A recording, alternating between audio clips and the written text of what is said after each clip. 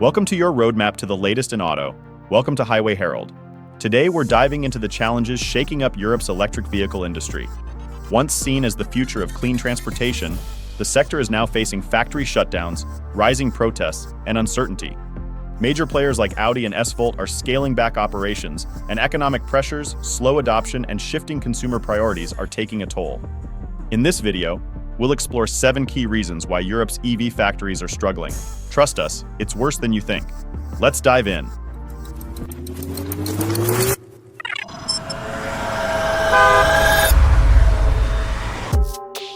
Reason number 7. Audi struggles. A flagship factory on the brink. Audi, one of Europe's iconic car makers, is facing major challenges. Its flagship Brussels factory, which produces the Q8 e-tron, is now at risk of closure. Once hailed as a key part of Volkswagen's electric future, the factory, with its state-of-the-art technology and €80,000 luxury EV, hasn't seen the expected demand. Despite being operational since 1949, it faces the possibility of being repurposed, sold, or shut down. For employees, it's an uncertain future. The root issue is clear. High-priced luxury EVs like the Q8 e-tron are struggling to find a market in a landscape that hasn't fully embraced electric cars. With rising competition and inflationary pressures, Audi's troubles could be a harbinger for other manufacturers. The bigger question: can Europe's EV market sustain these premium, high-cost models? Reason number 6. SVOLT's retreat, a major setback for Europe's EV battery ambitions.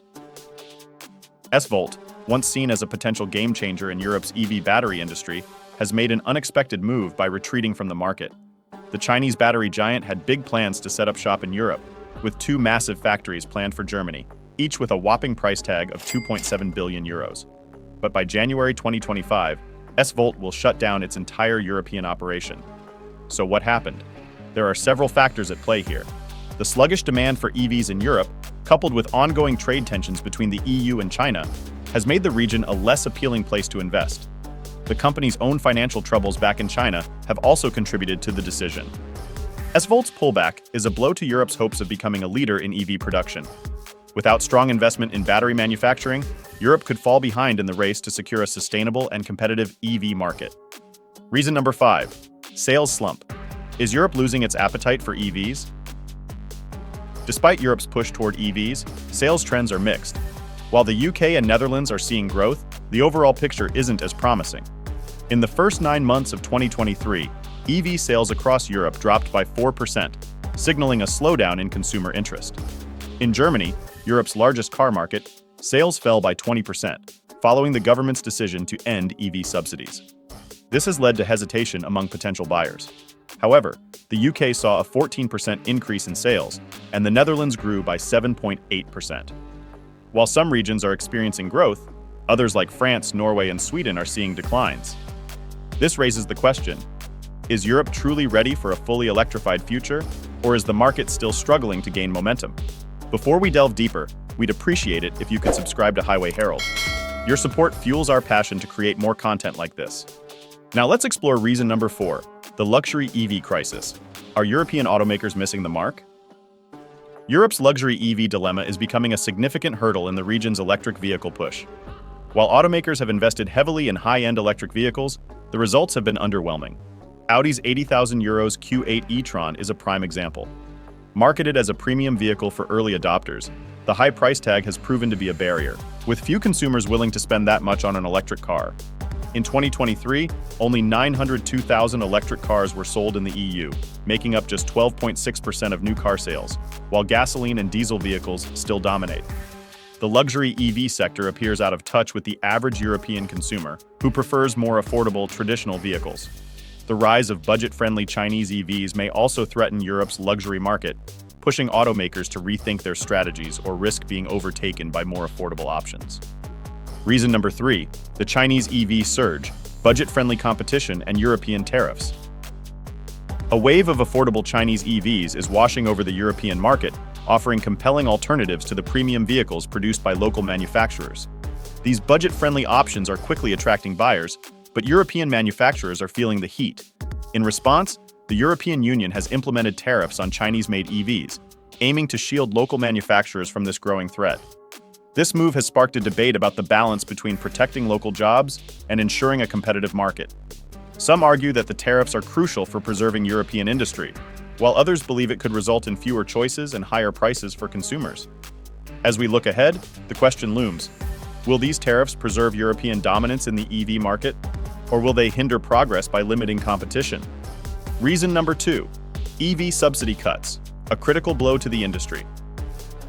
Germany's decision to axe EV subsidies at the end of 2023 has delivered a significant blow to the European EV market. These subsidies had been the catalyst for many consumers making the switch to electric vehicles, but with them now gone, demand has dipped. This policy change has left automakers scrambling for solutions, as the reduced incentives make it harder for potential buyers to justify the switch to electric. For manufacturers who were counting on government support, the sudden shift creates uncertainty, as they now must find new ways to stimulate demand amidst a more cautious consumer environment. The broader question is whether other European countries will follow Germany's lead, and whether Europe's EV ambitions can survive without the subsidies that were once a major driver of adoption. Reason number 1: local resistance. Hungary's fight against battery factories. Perhaps the most unexpected development is the growing local opposition to battery factories in Hungary. While the promise of new jobs and economic growth seems appealing, communities, particularly in rural areas, are voicing concerns over environmental risks like pollution and water depletion. In Mikeperks, a group of local mothers has organized to protest the construction of these facilities, highlighting the tension between economic growth and environmental preservation. This backlash is a stark reminder that the push for greener technologies comes with its own set of challenges. As Europe accelerates the transition to electric vehicles, communities are questioning whether the environmental costs of mass battery production will outweigh the benefits. Could this local resistance influence the broader trajectory of Europe's EV ambitions? Only time will tell. The verdict: is Europe's electric vehicle future at risk? So, what does the future hold for Europe's EV industry? The road ahead is uncertain, with significant obstacles blocking the path to widespread adoption. On the one hand, the luxury EV market faces a tough battle, with declining demand for high-end models and the loss of crucial subsidies. On the other hand, the influx of affordable Chinese EVs presents a competitive challenge that could reshape the market landscape. As these dynamics unfold, the big question remains: can Europe reclaim its position as a leader in the EV revolution? Or will new players like China dominate the global stage? The outcome will depend on how the continent navigates these challenges, and whether the dream of a sustainable, electrified future can withstand the pressures of the present. What do you think? Is Europe's electric vehicle future truly in jeopardy, or is this just a temporary setback? We'd love to hear your thoughts and experiences. Drop a comment below and let's discuss. Thanks for tuning in, and if you haven't already, be sure to subscribe to Highway Herald to stay updated on all things automotive. We'll be back with more insights and updates on the ever-evolving world of vehicles. See you next time.